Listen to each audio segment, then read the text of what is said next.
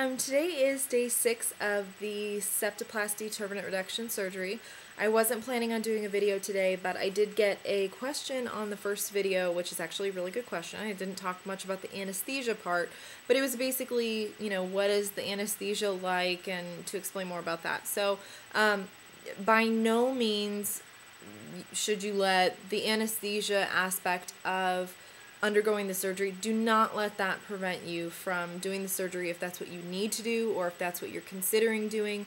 Honestly, it's just like falling asleep. I feel like people make it out to be something a lot scarier and, creepier than it is. Like, oh my God, you're going under. It's not like that at all.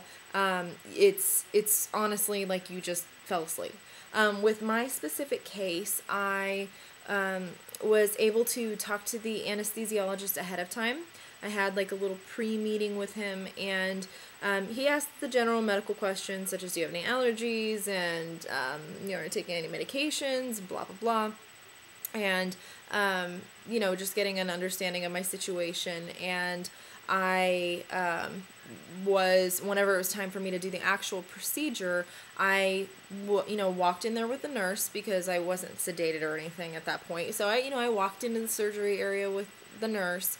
I sat down or lay down on the table, and the anesthesiologist was behind me, but there were a whole bunch of nurses and everything already around me. I was already hooked up to the IV, so the anesthesiologist said, okay, I'm just going to give you an overall muscle relaxer. You're just going to start to feel really relaxed.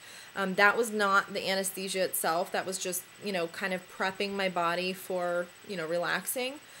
So he had kind of fed through this muscle relaxer into the IV. I just felt extremely relaxed. I was just laying there, just hanging out, relaxing.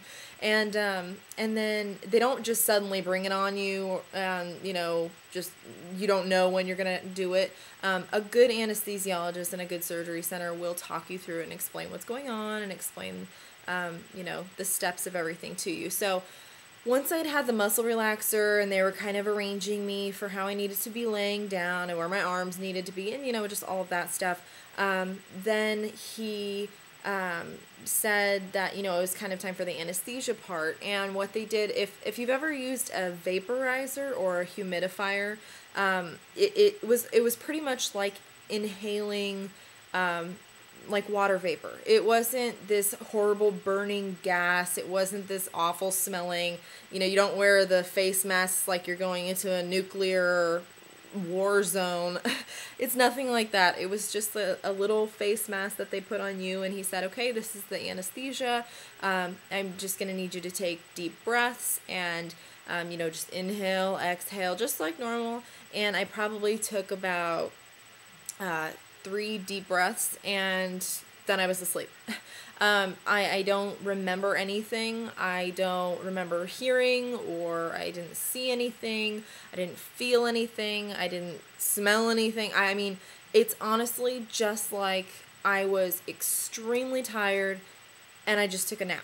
And that's really all it was. It was just you fell asleep. I don't know if some people dream during anesthesia. I didn't have any dreams. I don't remember anything. I just went to sleep, and that was it. And I just remember it being black. That's kind of it. So yeah, it's not this big, horrible thing to undergo. They don't inject you with a needle. You should already be hooked up to the IV, and then they just kind of trickle something into your IV that makes you go to sleep. Then whenever the procedure was done, all I remember was just waking up. I had already been wheeled into the recovery area, so I was just laying in the bed. I had just woke up. It's just like I woke up from a nap. It wasn't this horrible shocking me out of anesthesia, nothing like that. So I just woke up, was laying there in the bed.